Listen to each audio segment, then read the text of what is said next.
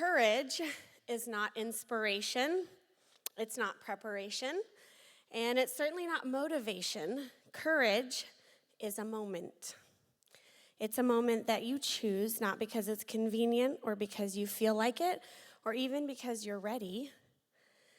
It's a moment like 5:20 yesterday when I got a text that said, "Do you happen to have a courage talk in your back pocket?" To which I said, "Well, of course I do." So this is my pocket talk on courage, and it's really in a note form. So I'm going to breeze through here and share with you guys, because I do believe that courage is a decision that you make every day, and it's got multiple pieces to it. It's not really a feeling, it's an action, and I'm very action-oriented. So I use my coaching framework that I use with clients to take action when they're stuck, and we use a 3-2-1 formula, so I'm going to use that today to share with you guys on what courage means to me. We're going to do 3 areas you'll need to cultivate courage if you want to make an impact, 2 parts that I feel make up courage, and 1 invitation to carry with you when you leave today. Because I was raised as a preacher's kid and was told every good message comes with an invitation, so you're going to get one today. You're supposed to laugh at all my jokes today. All right, so people, let's start out with our 3 areas to cultivate courage. People, having the courage to heal relationships, and yes, even with yourself. Courage is one of those things that gets a bit tricky when people are involved. Would you agree? Yes. Yes. Yes is a word we're going to use a lot today, so get it ready. When we talk about people, we have to be courageous in the way that we treat others and the way we treat ourselves. Yes, you are part of the people in your life, and the way that you speak to yourself matters. It matters the way you show up. And I work with a lot of high achievers, and I find that they're super gracious when it comes to other people, but they are not gracious when it comes to themselves. Can you agree? Yes. So I want you to have the courage to be kind to the people in your life, including yourself. Purpose. Living your purpose sounds super glamorous. Who wants to live their purpose in life? Yes? Yes. Me too, until it gets uncomfortable, and then I want to shrink, and I want to go hide, and I want to pretend that I don't have a calling on my life. When you learn that purpose doesn't wait for perfection, it's stubborn, keeps knocking on the door, even when you're doubting yourself, you'll need to realize that it's okay to show up messy, imperfect, to read your notes on your cell phone when you're talking about taking bold action. Possibilities. So I have this client that he tripled his income in 90 days. And you think more money? Good, right? Who wants to do that? Okay, thank you. Group participation. More money, more problems. And all of a sudden, he was in his head thinking, oh, I can't do this, because it was requiring him to scale. He was going to have to delegate. So in my business, I incorporate a lot of neuroscience and brain-based strategies. So I thought I would share with you today that when you get stuck in looking for possibilities, it's really important to remember that your brain is wired to see things and look for threats. So what his brain was doing was interpreting delegating to others as a threat, so he didn't want to do it. The moment we reframed that and we shifted from fear into possibilities, and we started creating possibilities, we realized, or he helped him realize, that in order to grow to the next level, we have to look for possibilities. That means saying, I trust myself, I trust the people in my life, I trust my vision.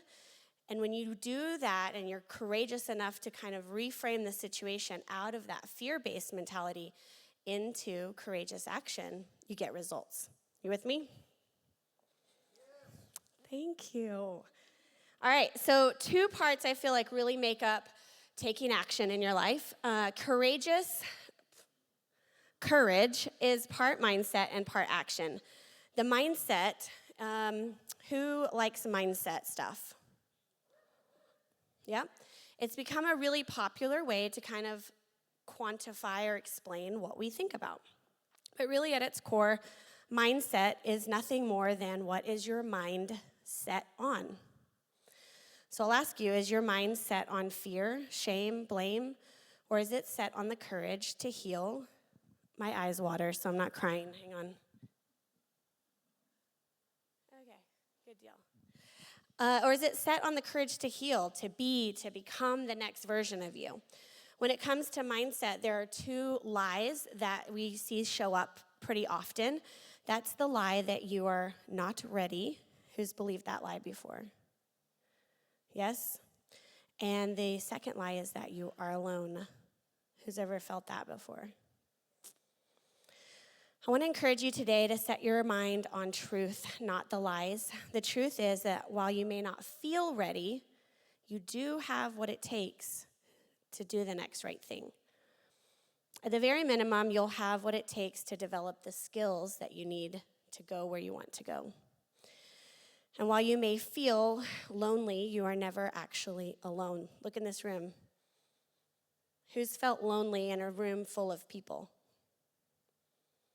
Yep, me too. It's important that we separate the feelings from the facts and that we focus on the fact that I can feel lonely, but it doesn't mean I'm alone. And you reach out to your team, to your people, and you connect with them. So, what happens when your brain gets all kinds of foggy and you're like, okay, I want to do this thing, but I can't really do it, and I know I need courage, but what does that actually look like? Have you guys ever been there? Yes. This is why I needed you to practice saying yes, because I have a formula that helps break down decision making, and it's called yes. You want to know what it is? Okay. It's a brain-based strategy. The more you say yes, the better you feel, okay? So yes. When you say yes, it's not just what you're saying yes to, it's also when you say no, you're also saying yes to something else. And creating clarity around your decision making is part of making courageous decisions. When a mind is confused, it doesn't take action. So you'll stay in that loop of ruminating over and over and over again. You won't be able to break free.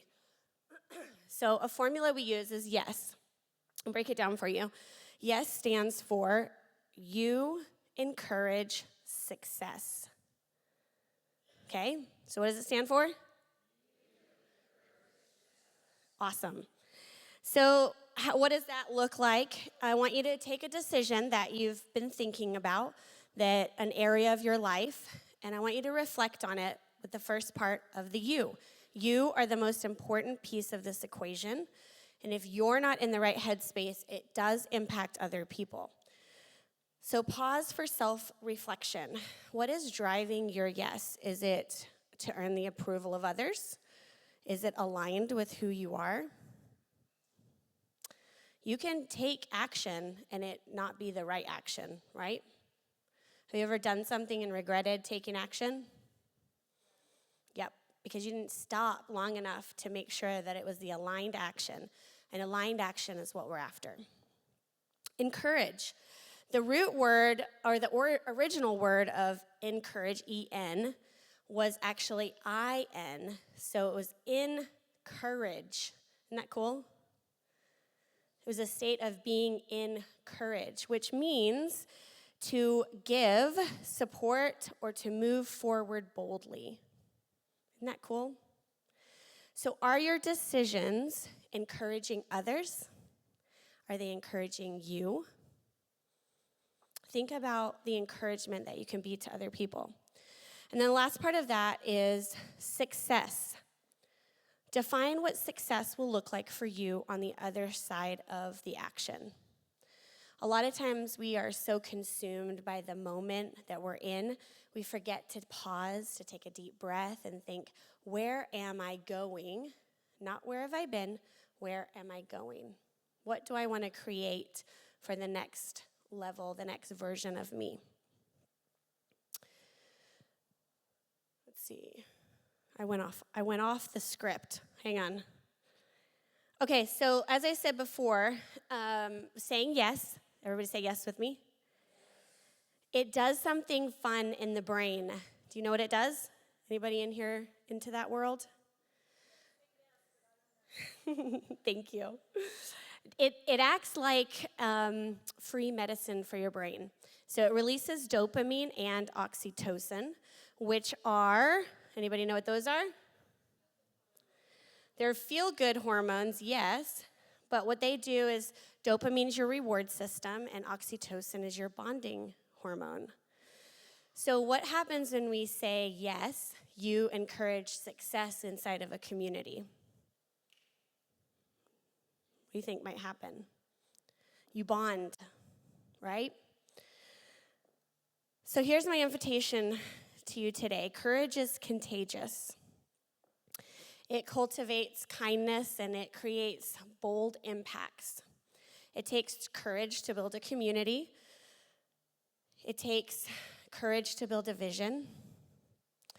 And if you've got a piece of paper with you, I want you to take it out right now, or your phone if you want to go in your notes section. That's where I write all my stuff. And I want you to write down, what area do you want to cultivate some courage in? What would it look like if you created courage, took courageous action over the next 30 days? What area could you transform in your life? Would it be people? Would it be purpose? Or is it some possibilities that you need to courageously embrace?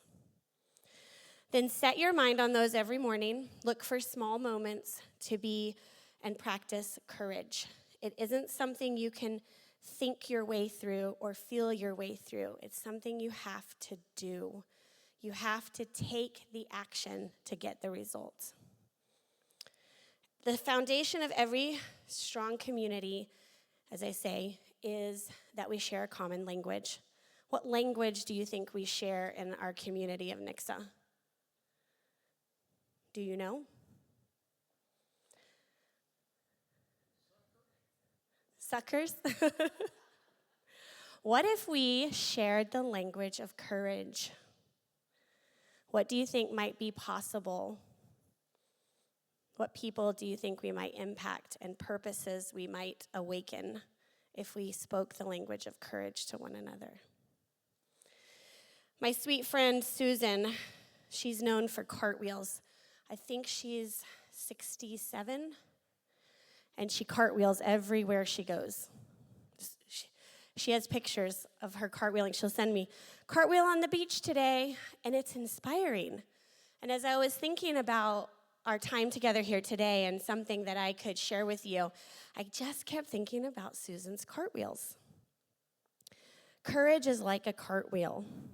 It starts out a little bit awkward, and no, I am not doing one for you today. I thought about it, and I tried it in the living room, and they vetoed me. They said, don't do it. So courage is like a cartwheel. It starts out a little bit awkward, but it is carried by momentum. Once you take the first step, what happens? Does anybody do cartwheels in here? Woo! Come on up. We are not liable for anything. Here she goes. Give her a round of applause. She's doing cartwheels. This will be the talk you never forget, right? Oh, here the shoes are coming off. She means it. Here she goes. Here she goes. Yes. Woo!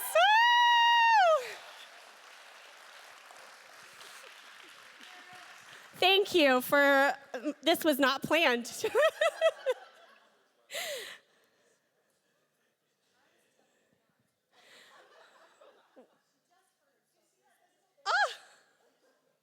Well, thank you for humoring all of us and making this a memorable moment. I want you to think about what you wrote down in your categories of people, purpose, and possibilities. What are the people in your lives that you need to do the work, be courageous, and heal those relationships? Because I guarantee you this, if you're going to go to the next level, if you're going to live your purpose, you won't be able to do it with broken relationships. You can't receive tomorrow's blessings if your arms are full of yesterday's burdens. So be courageous and do the work to heal yourself and heal the relationships around you. Be full of purpose, inspire others, and cultivate possibilities. Just take time to dream. I don't think we do enough of that. So one thing I do love, though, is that we are a dreamer community here. We have CSIP, we have all of these amazing opportunities to see what's possible when we come together. And practice your courageous cartwheels. Did somebody get that on video? Nice. Just remember my friend Susan, and now replaced by Heather, who does incredible cartwheels, that it all starts with one moment, one decision to say yes.